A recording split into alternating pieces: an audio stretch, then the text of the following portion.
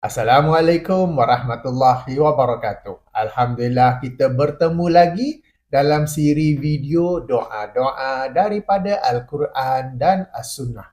Jika kita mengkaji doa-doa di dalam Al-Quran, sebahagian daripadanya ada kaitan dengan konteks ayat, baik yang sebelumnya maupun selepasnya. Namun, memandangkan doa itu lafaznya bersifat umum, maka ia boleh kita gunakan untuk berdoa meskipun tiada kaitan secara langsung dengan konteks ayat. Lebih dari itu, antara tujuan Allah Subhanahu Wa Taala merakamkan doa-doa para rasul, nabi, orang-orang soleh, para malaikat adalah supaya ia dapat diamalkan oleh kita semua. Jika doa-doa tersebut hanya terbatas kepada konteks ayat, maka tidak tercapailah tujuan dikemukakan doa-doa tersebut di dalam Al-Quran.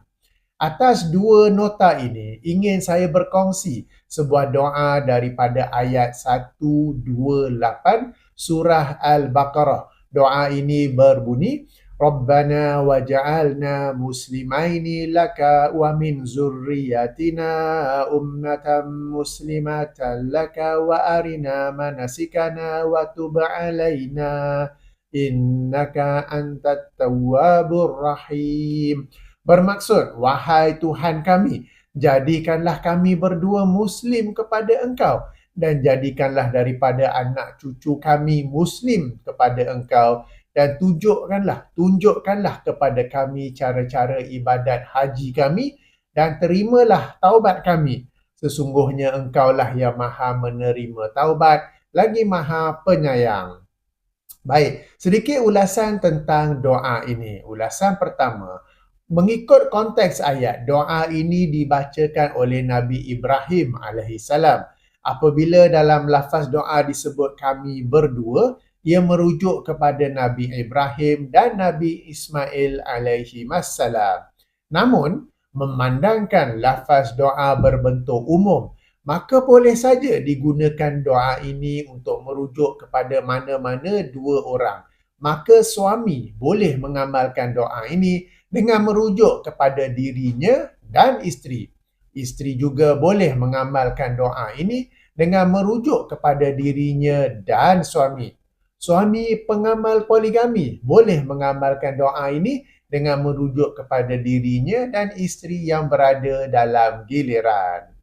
Apabila saya kata merujuk, bererti orang yang berdoa mengetahui siapakah yang dia maksudkan dengan dua orang itu apabila membaca doa ini. Tak perlu sebut nama kerana Allah maha mengetahui siapa yang dimaksudkan. Apabila membaca doa-doa daripada Al-Quran dan As-Sunnah, satu catatan penting ialah dikekalkan lafaznya sebagaimana aslinya. Baik. Ulasan kedua, doa ini kita mulakan dengan Rabbana waj'alna muslimaini laka. Yang mana doa ini kita meminta kepada Allah SWT agar menjadikan kita seorang muslim. Waj'alna muslimaini laka. Di sini mungkin ada yang tertanya-tanya, kenapa pula hendak jadi muslim padahal orang yang berdoa itu pun sudah sedia seorang muslim. Muslim yang dimaksudkan di sini ialah dari aspek bahasa dan bukan dari aspek istilah.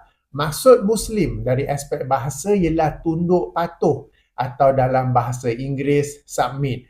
Justru melalui doa ini kita meminta agar diri kita dan pasangan dan dijadikan insan yang tunduk patuh kepada Allah dari semua aspek seperti mentauhidkan Allah, menjauhi semua bentuk syirik, baik yang kecil maupun besar, yang sama-sama atau jelas, dan tunduk patuh beribadah kepada Allah dan tunduk patuh mentaati hukum hakam Allah.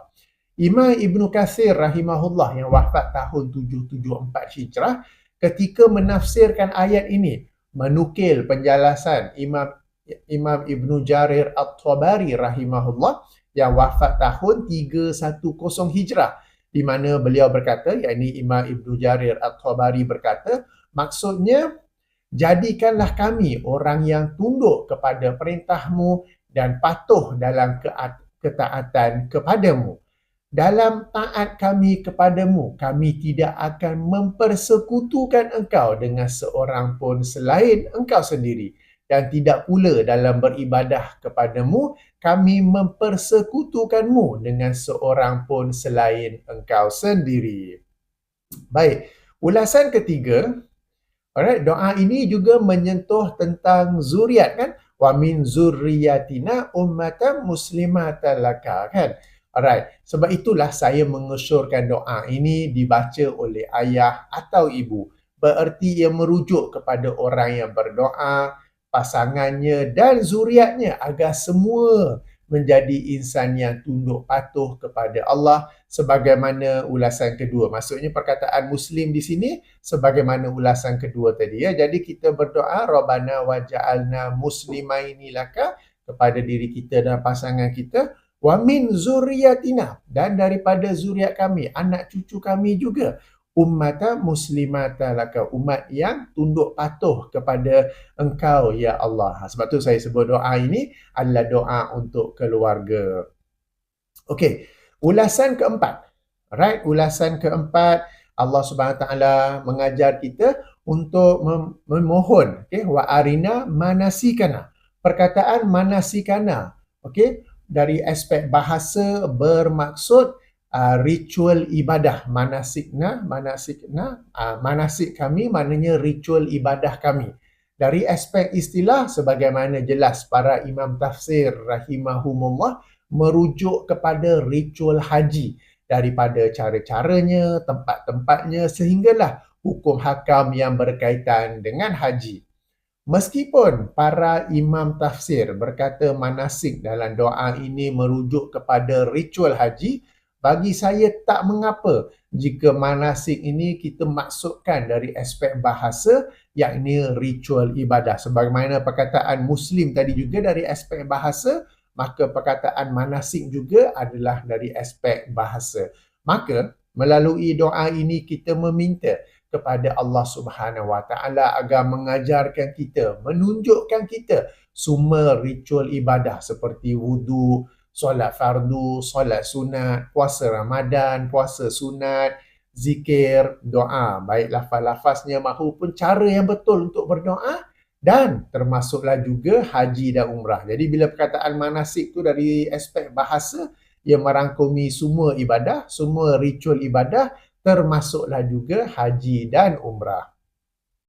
Apabila dikatakan Allah mengajar atau menunjukkan ritual ibadah, bukanlah bererti Allah memberi wahyu kepada orang yang berdoa dengan doa ini. Akan tetapi Allah menunjukinya sumber-sumber yang dia dapat mempelajari cara beribadah yang benar lagi betul. Sumber itu pelbagai, boleh jadi kuliah ilmu secara langsung, boleh jadi pembacaan buku, baca melalui laman web ataupun media sosial. Media sosial sekarang ini adalah salah satu cara yang sangat baik untuk kita mempelajari agama, mempelajari cara-cara beribadah, ritual ibadah, asalkan kita memilih saluran atau video yang betul. Sekarang ni ada saja orang yang ingin belajar agama, tetapi mereka belajar daripada orang yang salah, daripada ustaz yang salah, daripada ustazah yang salah, daripada video yang salah ya. Jadi kita minta daripada Allah Subhanahu Wa Taala wa arina manasikana, dan tunjukkanlah kepada kami ritual ibadah kami. Moga-moga Allah tunjuk kepada kita penceramah yang bagus, yang jujur lagi amanah dengan ilmunya, penulis buku yang bagus. Kalau penceramah boleh secara live, boleh juga melalui video ya. Jadi penting supaya kita dapat mengambil ilmu daripada orang yang betul. Okey, baik. Seterusnya doa ini bersambung, watub alaina innaka antat tawwabur rahim. Kita juga berdoa kepada Allah agar terimalah taubat kami. Sesungguhnya engkaulah yang maha penerima taubat, lagi maha penyayang. Baik. Apabila pada awalnya kita berdoa agar dijadikan sebagai seorang Muslim, di mana antara ciri seorang Muslim tu, Muslim maksud apa? Tunduk patuh, ialah kerap beristighfar dan bertaubat kepada Allah Subhanahu Wa Taala. Ini kerana kita semua adalah manusia yang pasti akan ada berbuat salah. Namun, yang terbaik ialah yang segera beristighfar bagi dosa-dosa kecil dan bertaubat bagi dosa-dosa besar. Maka oleh kerana itulah di hujung doa ini kita meminta agar Allah Subhanahu Wa Taala menerima taubat kita kerana sesungguhnya Engkaulah yang Maha Penerima taubat lagi Maha Penyayang. Dalam susun kata yang lain, apabila kita meminta agar Allah menerima taubat kita, sudah tentu sebelum itu kita menjadi dari kalangan orang-orang yang bertaubat. Apa guna meminta Allah menerima taubat jika kita sendiri enggan bertaubat? Demikianlah sedikit ulasan tentang doa ini.